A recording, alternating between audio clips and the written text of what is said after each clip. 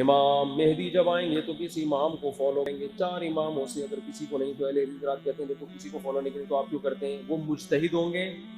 اس لیے کسی کو فالو نہیں کریں گے، تو جو مجتہد ہے وہ کسی کو فالو نہ کرے، جو مجتہد نہ ہو وہ مجتہد کو فالو کرے۔ اس کی دلیل یہ کہ حضرت عیسیٰ اور امام مہدی جب آئیں گے اگر وہ مجتہد ہوں گے، جیسے ظاہر ہے کہ مجتہد ہی ہوں گے وہ، تو اب ہمارا اہل حدیث حضرات سے سوال یہ ہوگا کہ اب بھی آپ خود اجتہاد کریں گے یا ان کی تقلید کریں گے؟ ہم کہتے ہیں اب آپ کو حضرت عیسیٰ کی تقلید کرنی پڑے گی، مجتہد ہوں گے، قرآن و سنت کا علم رکھتے ہوں گے، ان کی موجودگی میں آپ یہ بولو گے کہ میری تحقیق یہ ہے، میں آپ کی تحقیق نہیں مانتا، میری اپنی تحقیق یہ ہے کہ تو میرا خیال حضرت عیسیٰ پھر آپ کو چھوڑیں گے نہیں، تو ہم اس وقت امام ابو حنیفہ کی تقلید چھوڑ کر کس کی تقلید شروع کر دیں گے؟ حضرت عیسیٰ کی، کیونکہ ہم کہیں گے کہ امام حنیفہ سے زیادہ بڑے مجتہد آ گئے، اور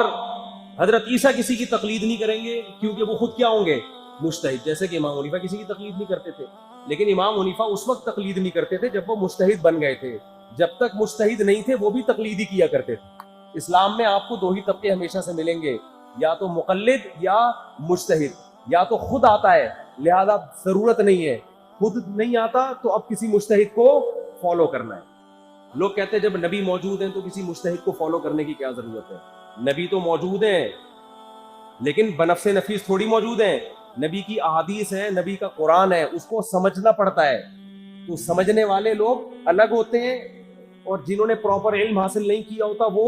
الگ ہوتے ہیں، جن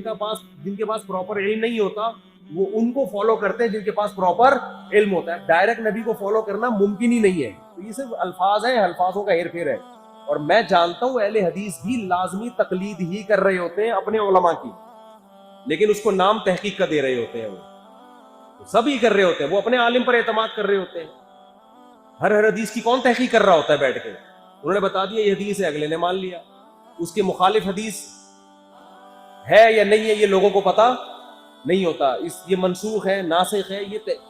اگر آپ تحقیق کرنے پر آ گئے نا تو ایک رفع الیدین کے مسئلے کی تحقیق میں آپ کو کئی مہینے چاہیے۔ یہ جو لوگ کہتے ہیں نا ہم نے تحقیق کر لی ہے، ان کو میرے پاس لے کر آئیں کبھی، پھر میں بتاؤں گا کی ہے کہ نہیں کی ہے۔